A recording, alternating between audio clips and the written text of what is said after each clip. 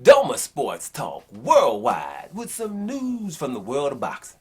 So y'all know what time it is. You ain't in a rush to get concussed. Now before we go on the other side of the pond, I just want to say, you know, who always talks about Russell Westbrook in the NBA? I know it's been a day ago, but just reminding y'all, right? Because I watch Russell Westbrook games for the last 5 or 6 years because I know it's historic what the man's doing. I watch the people going in on him with the narratives over the last couple of years, blaming him for everything. I'm watching this, but I just tell you guys about narratives, right? The man helped Washington win, make the play-in tournament, and was the most dangerous team towards the end of that season. It was Russell Westbrook and G Leaguers. And a year after that, he was all of a sudden the worst player in the NBA.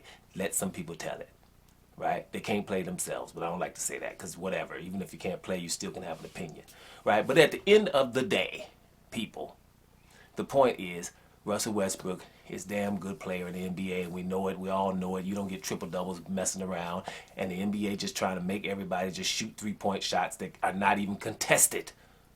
And everybody can do that. I'm telling you right now, I can go from this camera right outside right now. And if you don't contest me on a three, I'm knocking it down. Bottom line. And so are you, if you're not a handicapped person. So I'm not impressed with 3-point shots that you can't defend.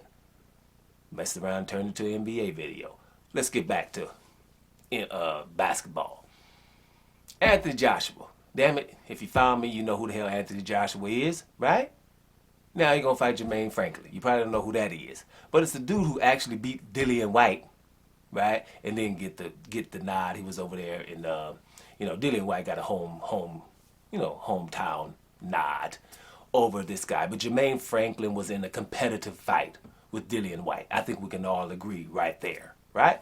And so now he gets an opportunity to fight Anthony Joshua. You know what I'm saying? A big time fight. And Anthony Joshua, is this a must win situation? Anthony Joshua win because Anthony Joshua got 3 losses now. You got 24 wins, 3 losses, and the mystique is gone. The aura is gone. A lot of people like me, know that he's mortal, but I've been knowing it from the beginning because you get hurt in most of your fights. But Anthony Joshua's good, but he's chinny, right? And so, therefore, that makes good fights when you're looking at Anthony Joshua. So, in this must-win fight that's coming down, they had to weigh in, and Anthony Joshua weighs in at the heaviest in his career, 255, right? Point 0.4, matter of fact, right? Jermaine Franklin's 230 something, 234 or something. He's trimmed down a little bit, but everybody was like, he's ripped to shreds. He ain't ripped to shreds, but he's just, looked like a decent heavyweight that, didn't overeat in the training camp. He ain't ripped to shreds, but he looks like he's in pretty good shape, which is good for him because he's been 277 before. So 277 to go to 230 means you were really, really disciplined in this camp, and he should have been. It's a big fight for him. Now, Anthony Joshua's weight. Actually, you can argue why it could be good, why it could be bad. It could be good because, his punch resistance, he's steady, he's going to sit down on his punches, and he's going to, come forward and whatever, and he shouldn't be that chinny because he's bigger, he's got the weight, right? Those are the kind of arguments you would use for the positive of him gaining weight. The negative is maybe he's a little bit slower, right? Hey, no matter how much you train, you can't train your chin. Stuff like that. So that could argue for the negative. So basically, who gives a damn about his weight? He's a heavyweight. He looks like he's in pretty good shape. He has a different trainer who's going to have him sitting back down on his punches. And I was watching some early Anthony Joshua fights where he was sitting down on his punches more and he wasn't as tentative as his last couple of fights. And when Anthony Joshua, like I tell you, I don't roll with the guy because straight up because of things that I've seen him. I don't like fighters that are coddled like him and Canelo Alvarez, right? But I would always say, whether I roll with somebody or not, I can still be objective. I see lion in this man.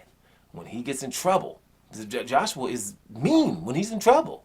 Okay? Or if he got you in trouble, of course. But if he's in trouble, he's mean, man. So don't mess around. Now, don't let him, that little even kill thing make you think that this boy ain't ready to get down.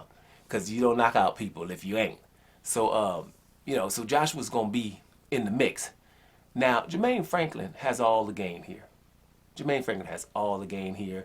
He's in pretty damn good shape, right? And I think that he's going to have to use speed here to see what he's going to do with Anthony Joshua. I think only speed is going to be the key here.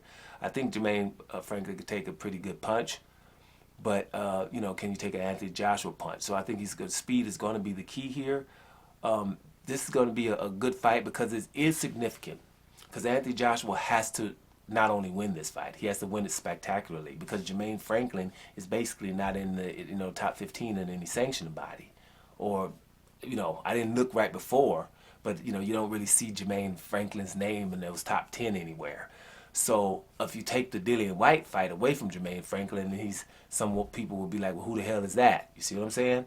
So Anthony Joshua is definitely taking him because it's not Jermaine Franklin has a great knockout ratio, right? Or he's not that big and tall, with a good reach and stuff like that. So Joshua has all the advantages here. So he's got to look great. So that makes Jermaine Franklin, anything he does, look good, right? So that's what makes it intriguing. It's going to be a good fight. Joshua's weight, it's just like Joshua's physique. Hey, Joshua's chopping trees. Joshua's in total physical position. Look at Joshua's biceps and stuff. Yeah, but he be having all that when he's laying on the ground, got knocked down for somebody that's fat or hurt by somebody who's very, don't have all those attributes. So the bodybuilding aspect doesn't matter until before the fight or after the fight if you're doing some modeling somewhere. Right? But in that boxing ring, the physique really means nothing. Pretty much, really nothing. Ask Andy Ruiz. Ask Tyson Fury. Ask Larry Holmes. Right? Whatever. But we can box. You see what I'm saying? So let's see what happens. It's intriguing. I might do a video after that fight, after we watch it and stuff, because I am a little bit intrigued in that fight. Let's see what Anthony Joshua can do here. He has to win and win impressively. Doma Sports Talk Worldwide. And I'm out of here, y'all.